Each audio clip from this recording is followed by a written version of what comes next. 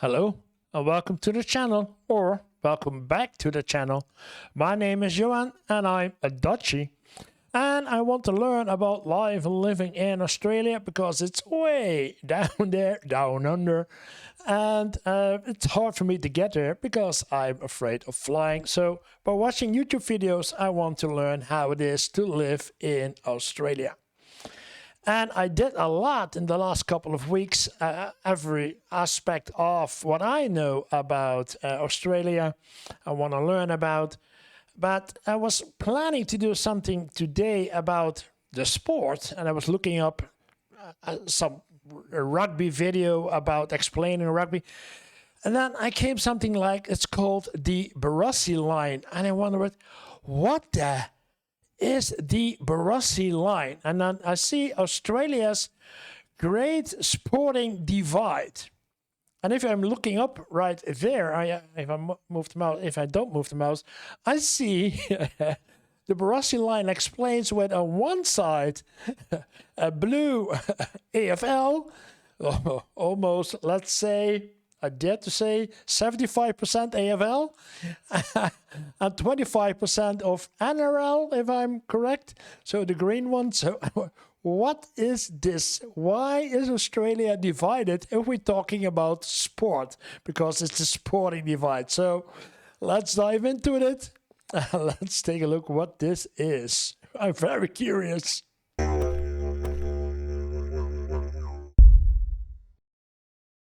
A country in love with sport, but three sports in particular take up the majority of the market share across the country. Cricket is enjoyed nationwide in the summer months and is consistently popular from a grassroots level up to the national side.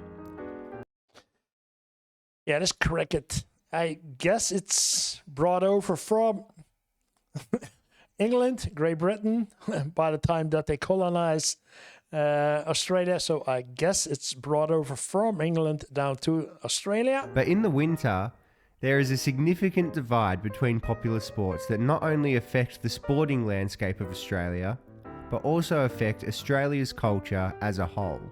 The Barassi Line. Australian culture as, oh wow.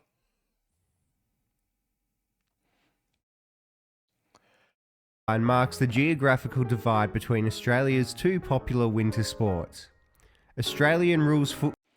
So the sport has now been played right now because it's winter. And the AFL, and Rugby League and the NRL. The Barassi Line is a term first used by Ian Turner, an historian who coined the phrase in his 1978 Ron Barassi Memorial Lecture. It's worth noting that the lecture was named after Ron Barassi Sr., but the Barassi Line is named after Ron Barassi Jr., one of the greatest players to ever play the game of Aussie rules football. The line Aussie rules football. Football. And now I'm getting it interesting because football, it's not soccer, because we've got American football. We're talking about football over here in Europe, like actually football. And then soccer is, of course, the English term in Great Britain. So Australians rules football. So which football are we talking about? The line roughly follows Queensland's western border, cutting through New South Wales and the Australian Capital Territory before finishing at Cape Howe on the border of New South Wales and Victoria. On the left, or the western side of this line, lies Aussie rules heartland, and on New Zealand is often included on the right side of the Barassi Line. Yeah, we did a video yesterday about New Zealand and Australia. What? And is this actually this sharp as a line? This real clear divide? On the right, or eastern side of the line, lies loyal Rugby League territory. The line got its name from Ron Barassi Jr., who always dreamed of Australian rules football going nationwide and growing fan bases in the depths of New South Wales and Queensland, where rugby reigned supreme. Interestingly, at the time, Barassi was mocked for these dreams and ideals. So what caused this great divide between rugby and Aussie rules fans? To keep it really simple, Rugby and Aussie rules fans. I keep looking at the thumbnail up left that I showed in the beginning. Like, oh, this one, the yellow. AFL, Australian Football League, and then NRL. Back up. This great divide between rugby and Aussie rules fans. Between rugby and Aussie rules fans. So NRL should be the National Rugby League, NRL.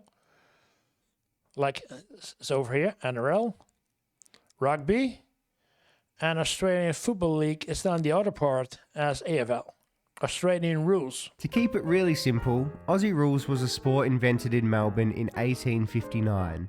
Rugby was a sport that had been played in Australia since the 1860s in rugby union form and the early 1900s in rugby league form. Rugby's popularity in Australia began in New South Wales around the time it was starting to be played regularly across the country, not long after the first games of Aussie rules football were being played.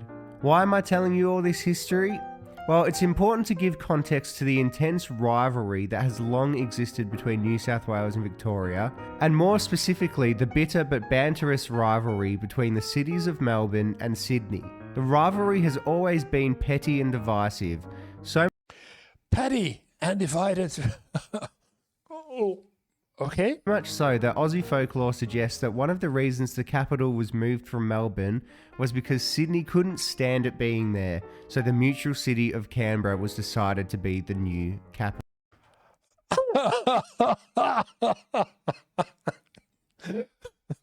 That's not petty.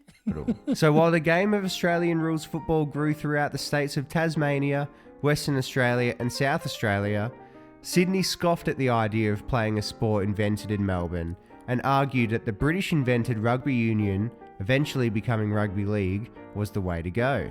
So what about Queensland? While there was much debate in the state on whether to embrace Australia's homegrown sport or join New South Wales in playing rugby, around the time both sports were becoming popular in Australia, the independent schools headmasters voted on what sport they would embrace at the grassroots level, and rugby league beat out Aussie rules football by a single vote. Queensland... By a single vote. Oh, so it's really it's really divided the country. It's not that both sides. I cannot imagine. Yeah, you will react, of course, but it can't be. You can play both games all over Australia, but it's more like who has the bigger fan group, which sport has more fans, and that AFL has more fans. Australian rules football has more fans on the west side, and NRL on the east side. And embraced rugby union. Aussie rules was put on the back foot in the state, and the rest is kind of history. The interesting part of Australia and the Barassi Line to talk about is the Australian Capital Territory. In the ACT, Aussie rules football was the more popular sport for a long time. The city of Canberra has even bid multiple times for an AFL team to enter the premier competition since the 1980s, but each bid has been rejected. This left an open space for the New South Wales Rugby Football League to bring a Canberra-based team Bang! in. The Canberra Raiders was born, and Canberra has been a rugby territory ever since. However, AFL still proves popular there today. The cultural differences on either side of the line is stark when it comes to talking about sport. If you were to ask a fan on the Aussie rules side of the line, they could probably name a large majority of the players in the AFL competition, but probably couldn't name 5 NRL players, and the same goes the other way.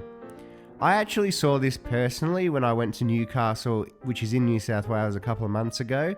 I was chatting to some locals and mentioned the sport of Aussie rules, which they claimed they hadn't heard of before, which I just found really bizarre. So these are actually two different types of, rugby, because it's Aussie rules rugby and the original rugby. Don't shoot me if I'm wrong, but So there are different rules, but it's still a kind of rugby, but not with the same rules. That's what it's all about. Whether they were taking the piss or not, I can't say, and they would have to be in the minority of people who haven't heard of Aussie rules football in Australia if it's true, but it does exemplify. I see two different fields. This is more, go back. This one has like American football. I guess these are yards, just like in American football, the 10 yard, the 20 yard, etc. Who haven't heard of Aussie. And I don't see any yards over here. So it's two totally different sports as in the rules, and both be played with what looks like the same ball, a rugby ball. Yeah. Rules football in Australia if it's true, but it does exemplify the differences in sporting culture and obsessions on either side of the Barassi Line. There are many other cultural differences too.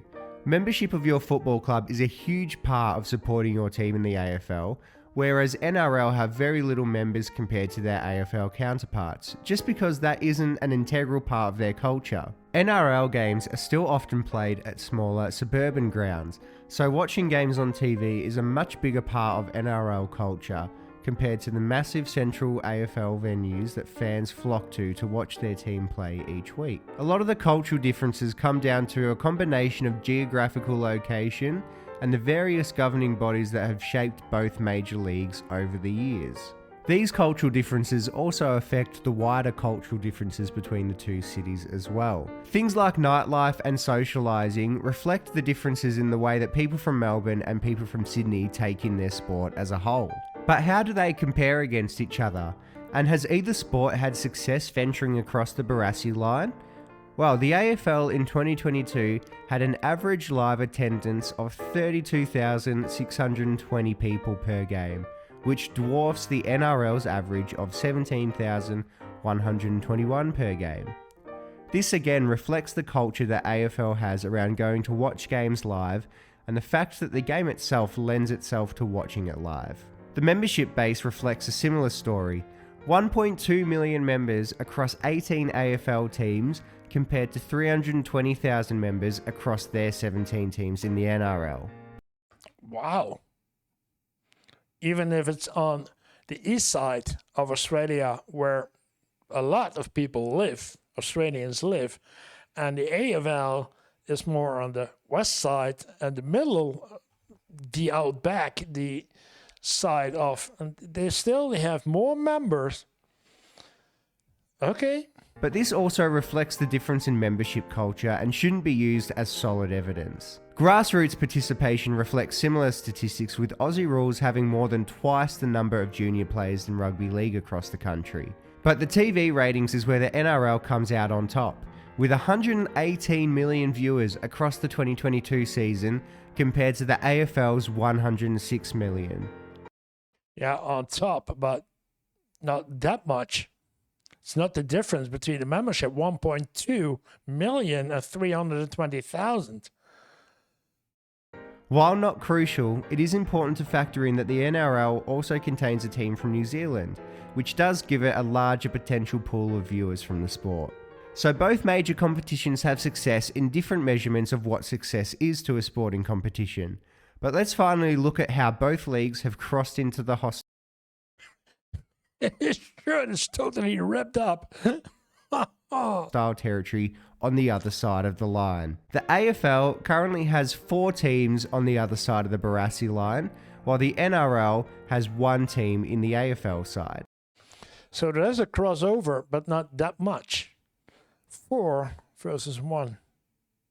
Sydney, GWS, Brisbane, and the Gold Coast, and then Melbourne on the other side. Grassroots healthy and steady. The AFL have 2 teams based in Sydney, 1 team based in Gold Coast, and 1 team based in Brisbane. The NRL's solitary venture onto the other side is the Melbourne Storm. Now the NRL has it pretty easy. Putting a team in Melbourne was a no-brainer because while they love their homegrown sport above all else, Melbourne and Victoria is just a sport-loving place in general. and the Melbourne Storm often plays in front of decent home crowds because of this. The deep passion Victorians have for their AFL team might not be there for the Storm yet, but it has no doubt been a somewhat successful expansion for the NRL. The AFL, however, has had to compete with strong NRL heartland in a state that traditionally pushes back against any... Sorry, wasn't listening what he said. I was looking at how he's storming in too.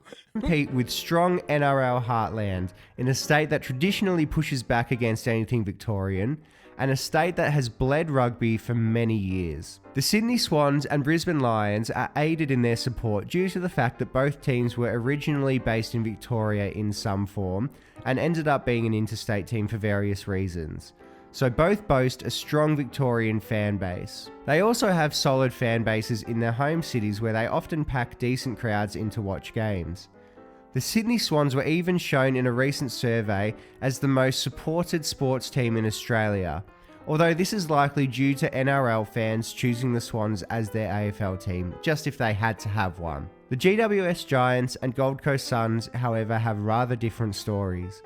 They are the newest clubs in the league and both have small fan bases with small membership numbers, a large number of which are Victorian fans barracking for other teams that just want to support these new clubs. The Giants have seen pretty decent success on the field, but rarely, if ever, pack out their small stadium in Western Sydney where it is truly the centre of NRL heartland. They play a handful of home games a year at Canberra, where they do see a more packed stadium however. The Gold Coast Suns have never had much success on field and are pretty deplorable off field as well, with low attendance numbers for home games and no passionate fan base yet. The Gold Coast is often called the graveyard of Australian sport, as no major franchise has lasted long with success there. But if any sport can do it, it's the AFL, who pour money into the club's development regularly and identified a niche but strong love of the sport in the area, with lower league teams like the Southport Sharks, a Gold Coast-based team, seeing success on and off the field. So will either league ever see genuine success across the Barassi Line and get into enemy territory? Well, if any league is going to, it's the AFL, who continue to pour money into developing the game at grassroots level across the Barassi Line. As for the NRL, it seems like, for now, they aren't really interested in expanding into South Australia and Western Australia, as they push to play games in the USA. It appears their focus is elsewhere for now. So what side of the Barassi Line do you... Okay, so they won't. But if you go like national leagues, yet you represent your country in some kind of World Cup, then we've got two different games for the World Cup. I don't know how widespread the Aussie rule game is across the world versus the Rugby League, because rugby, as far as I know, is also played all over the world. I've seen over here in the Netherlands. I've seen, of course, in England, and yeah. So I don't know how it is with the Australian Football League. Is there a more international form of leagues playing? Wow, interesting. You land on. Do you support both of Australia's major winter sporting codes? Do you hate the other side of the line with an immense and irrational hatred?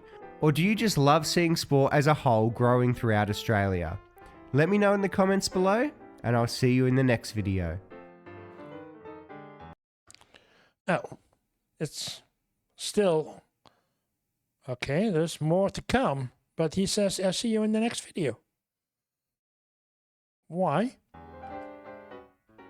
Okay, I just wanted to start the credit sequence by giving a shout out to the YouTube channel GeoHawk, who has done a video on the Barassi Line as well, and was one of the inspirations for me making a video of my own. Oh, okay. I just wanted to take a different approach to what he did with his video. So if you want to know more about the Barassi Line, please go check out GeoHawk's video where he... Okay, his credits. GeoHawk. Yeah, that's the one that I saw over here. This one is from GeoHawk. So the Barassi Line explained, but it's only 7 minutes. So I chose this one because it was almost 15 minutes. It's reasonable to do. Wow. Two different leagues competitive to each other. It's hard to believe. It's sport. So why is there such a hard line between the NRL and the AFL in sport? It's not.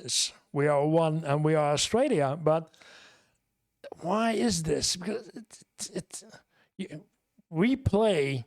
Because the Netherlands is a small country, but it doesn't matter if you get Great Britain or Germany. Or all sports are played all over the country. Doesn't matter, even if there are two different rule sets. Doesn't matter. All sports are played all over the country, and there are leagues in their own. But obviously, there is not that much of playing going on between those two competitions across that line. It's amazing. I did not expect that this was this hard of a line between. Yeah. Okay.